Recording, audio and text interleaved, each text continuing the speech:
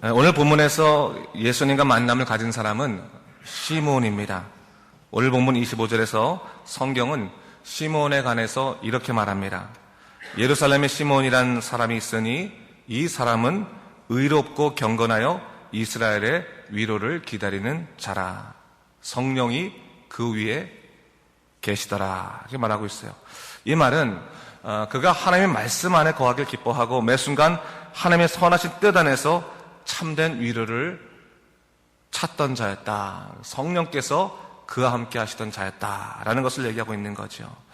사실 성경에서는 시몬의 개인적인 배경에 대해서는 다루고 있지 않지만 다른 전승에 의하면 그는 당시에 가장 유명한 랍비 중에 하나였던 힐렐의 제자였고, 그리고 이스라엘 역사상 가장 위대한 랍비로 칭송받는 가말리엘의 아버지가 됩니다. 나중에 가말리엘에서 아버지가 되는 사람입니다. 사실 이러한 사실로 볼 때 그는 항상 성경을 연구하고 그 안에서 하나님의 약속을 찾아낸 믿음의 사람이었음이 분명한 것이죠. 그런 의미에서 성경은 그를 의롭고 경건하여 이스라엘의 위로를 기다리던 자다, 그렇게 이야기하고 있습니다. 그런데 오늘 본문을 보면 그가 하나님의 위로를 기다리는데 그 위로를 이스라엘의 위로라, 그렇게 얘기하고 있는 것을 볼 수 있어요. 이렇게 말한 이유는 그가 기다리던 하나님의 위로가 자기의 개인적인 감정에 관한 위로, 개인적인 위로가 아니라기보다는 이스라엘 민족을 향한 위로였다라고 이야기할 수 있는 겁니다. 여기서 우리는 하나님의 위로의 두 가지 측면을 보게 되는 것이죠. 우리는 보통 위로라고 말한다면 우리의 상한 마음을 위로하시는 주님의 따뜻한 마음을 생각하게 됩니다. 하나님, 내 마음이 속상합니다. 내 마음이 고통스럽습니다. 저를 위로하여 주시옵소서. 내 마음 공감하시는 하나님, 그 하나님을 생각하게 되죠. 그렇습니다. 하나님께서는 가난하고 고통받는 연약한 자들에게, 상처 입고 쓰러진 낭망의 사람들에게 다가가셔서 그들을 위로하시고 세우십니다. 분명히 우리에게 향하신 하나님의 위로의 약속이 있습니다. 이 위로하심에 대해서는 제가 내일 이 안나를 통해서 좀 살펴볼 겁니다. 오늘 우리가 좀 다룰 위로는 이것보다는 좀 더 본질적인 위로입니다.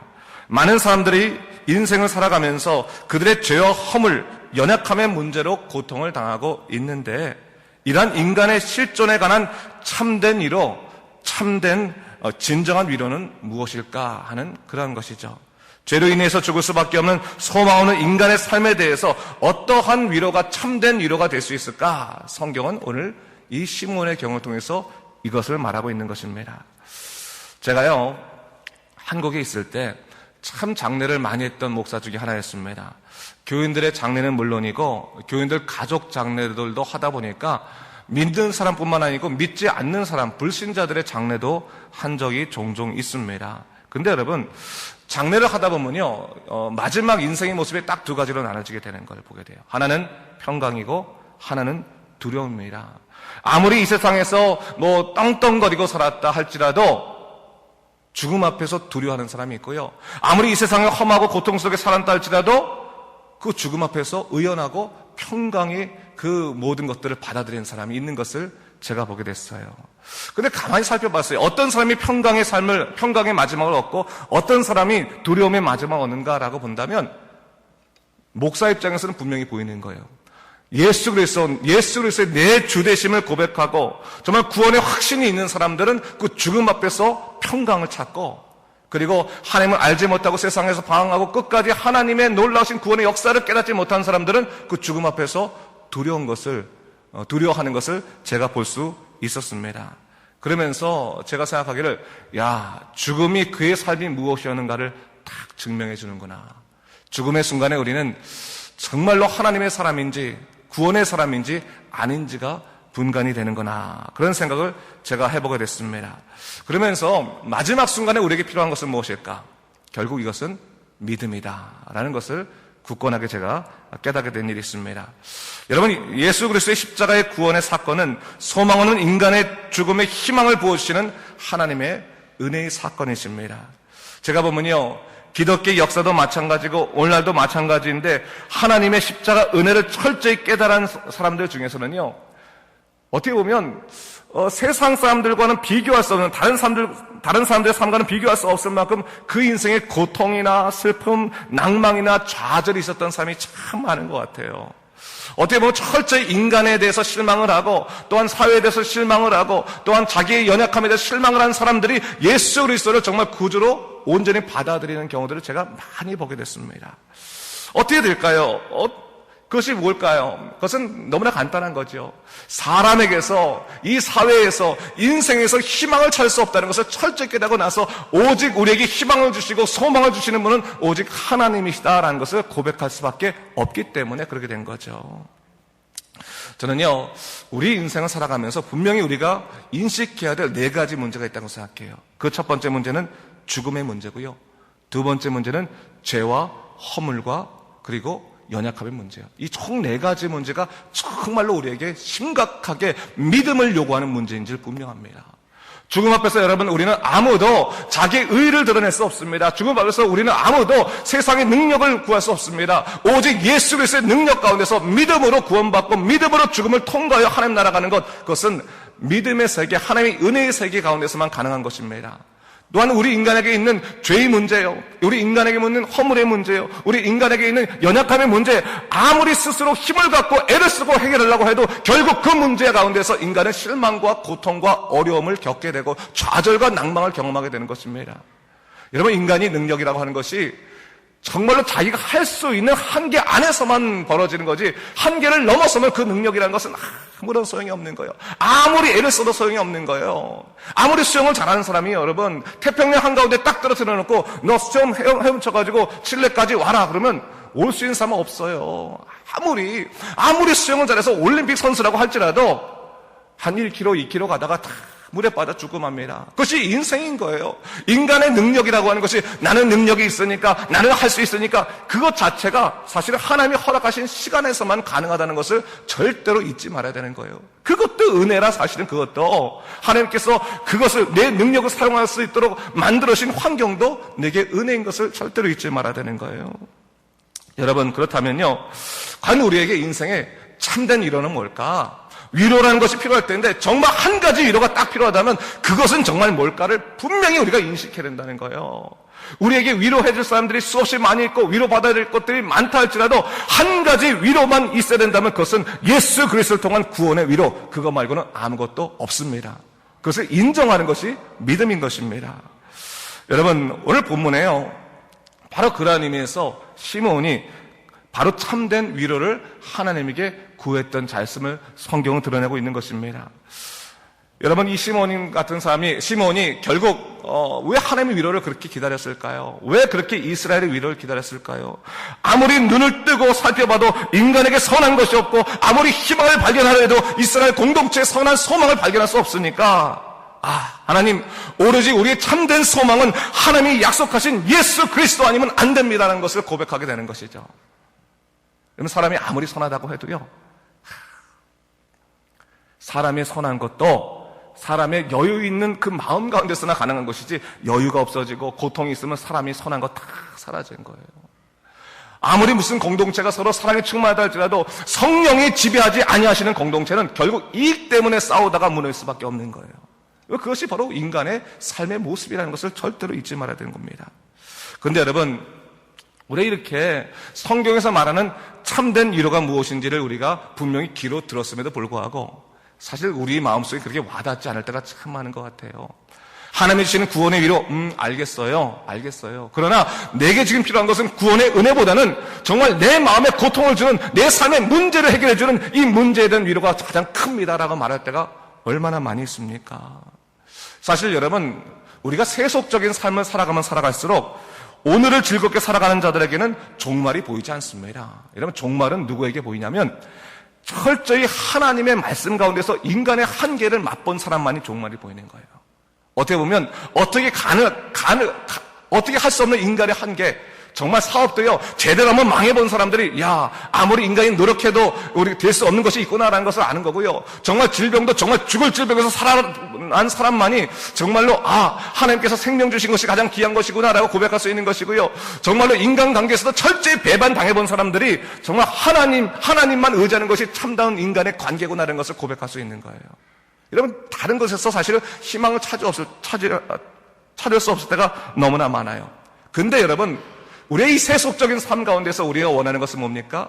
그저 내 고통을 들어줄 수 있는 말친구가 제일 필요할 때가 있다는 거예요. 말친구만 찾는 거예요. 말친구. 그저 내 생각을 들어줄 수 있는 친구, 내 마음, 내 생각들을 동의할 수 있는 그런 친구만 찾다 보니까 깊이 있는 위로를 우리가 경험치 못할 때가 참으로 많이 있습니다. 그러나 여러분, 분명히 아십시오. 우리가 믿음 생활을 한다고 하는 것은 우리의 위로, 참된 위로를 예수 그리스도께 찾겠습니다라고 하는 믿음의 결단이 시작된다는 것을 잊지 말아야 되는 거예요. 성령께서 우리 마음을 주장하여 주시사 우리로 하여금 너를 위로할 자는 오직 예수 그리스도밖에 없다는 것을 너가 분명히 인식해야 된다는 것을 가르쳐주는 것이 바로 신앙의 놀라운 기적과 역사라는 사실을 잊지 마시기 바랍니다. 오늘 본문을 보니까요, 시몬에 대해서 말하면서 이렇게 말합니다. 의롭고 경건하다라고 하는 말을 하고 있어요. 여기서 의롭다는 말은요, 헬라어로 디카이오스라는 말인데 이 말은 공의, 옳은 이런 뜻이에요. 공이 옳은.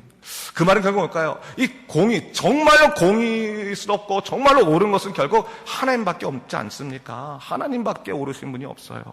그리고 경건이란 말은 율라베스라고 하는 말을 사용하고 있는데 이 말은 꽉 잡다는 뜻이에요. 꽉 잡다는 뜻이에요. 꽉 잡다.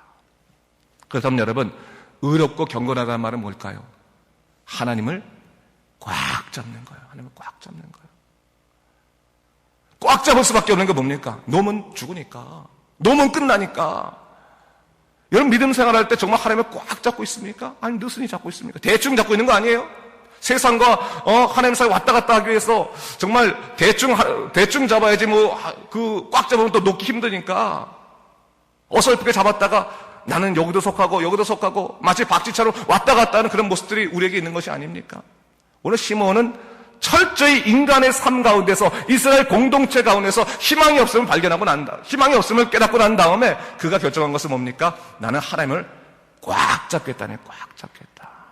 그리고 하나님으로부터만 위로를 받겠다, 경험하겠다라고 온전히 결단한 사람이었다는 것을 성경은 얘기하고 있어요.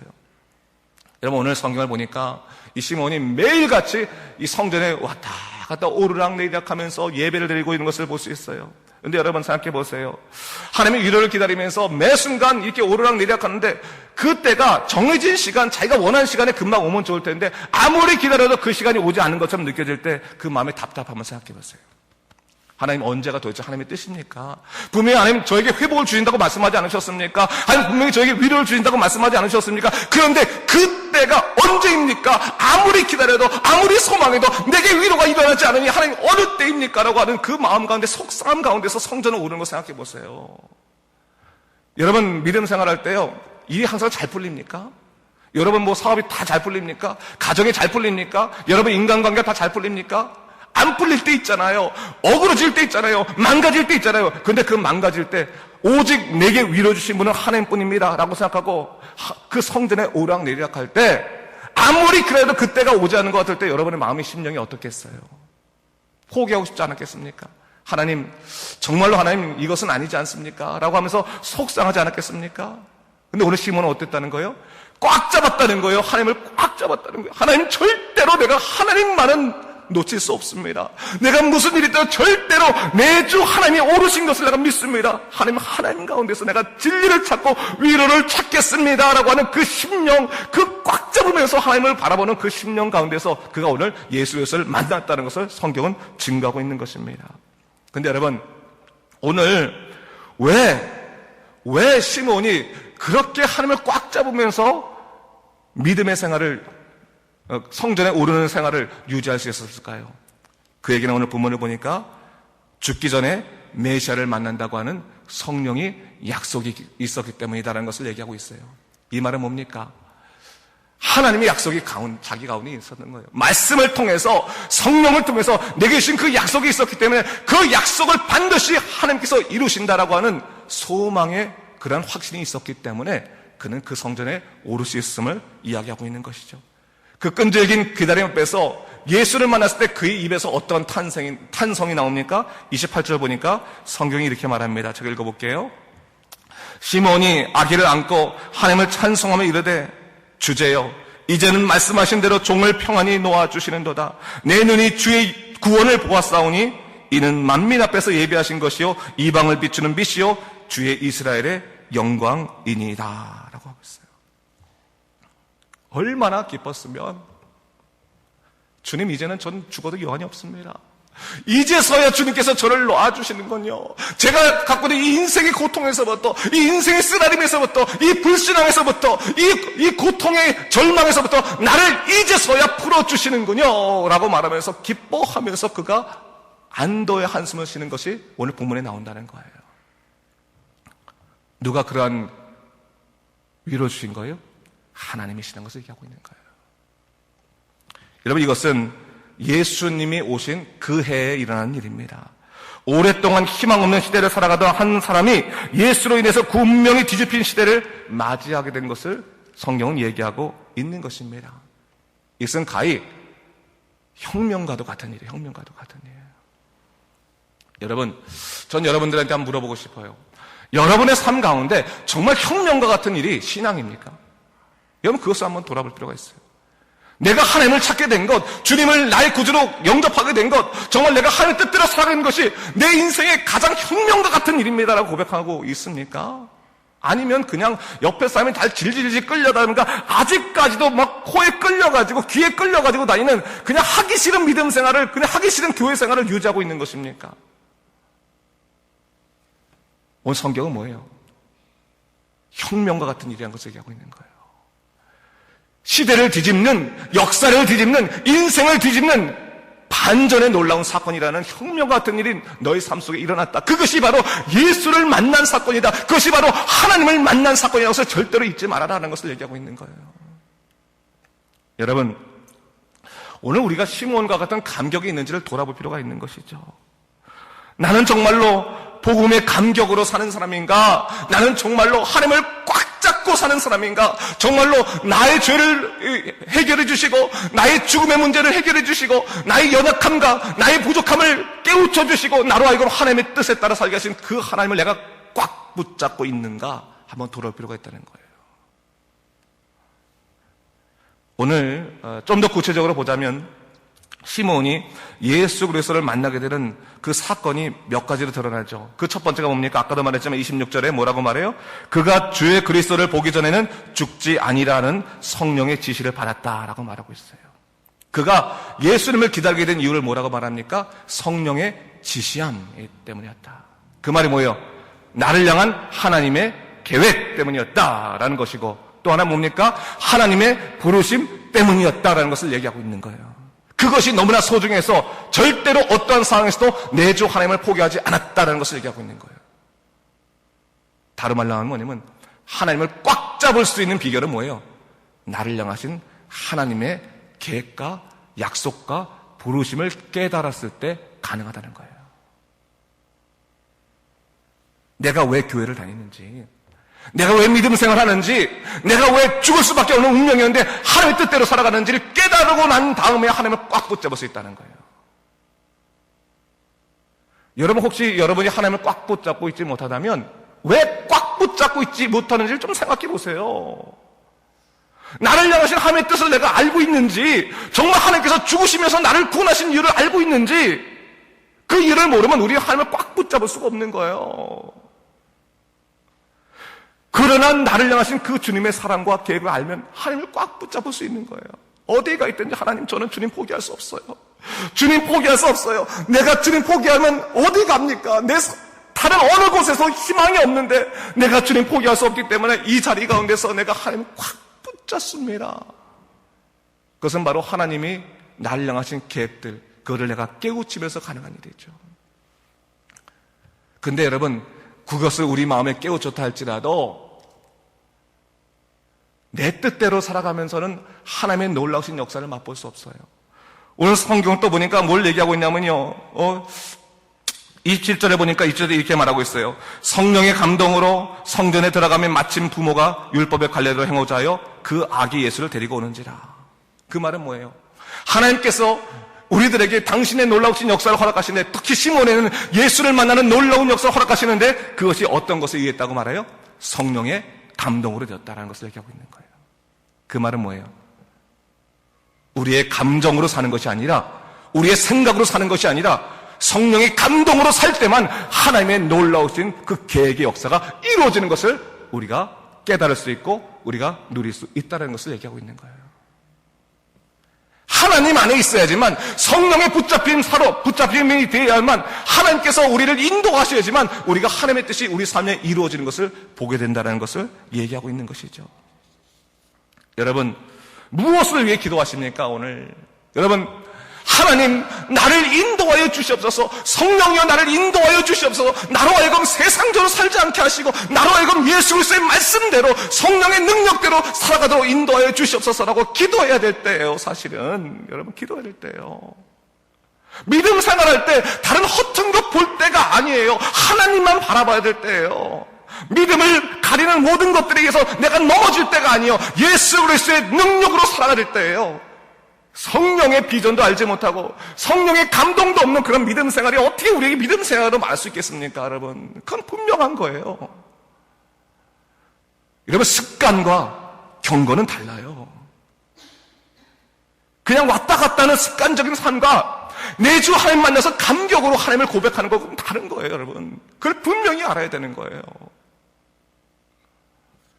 여러분, 우리 이민 교회를 다니다 보면 우리들에게 묻는 문제가 항상 있어요. 그건 뭐냐면, 처음에 공항에 내리면 예수 믿는 사람들이 교회를 인도하지 않습니까? 여기 와야지만 정착 잘한다. 여기 와서만 잘 살 수 있다. 그래가지고 교회에서 삶을 시작할 때가 많아요. 교회 사람들을 통해서 도움받아 시작할 때가 많이 있어요. 그러니까 뭡니까? 하나님 만나러 온 것이 아니라 나를 도와준 사람에게 미안해가지고 교회를 다니기 시작할 때가 많은 거예요. 근데 그 미안해서 다니는 것이 몇십 년간이나 지속될 때가 있어요. 몇십 년간이나. 하나님 만나지 않고 몇십 년이나 지속되면서 나는 구원을 몰라라고 말하면서도 하나님의 놀라신 능력을 구하지 못하고 그냥 살아갈 때가 있어요. 여러분, 오늘 성경은 뭘 얘기하고 있는 거예요? 시몬을 통해서 인생의 전환점이 있어야 된다고 얘기하는 거예요. 예수를 만나는 그 시간부터 너는 달라진 삶 산다.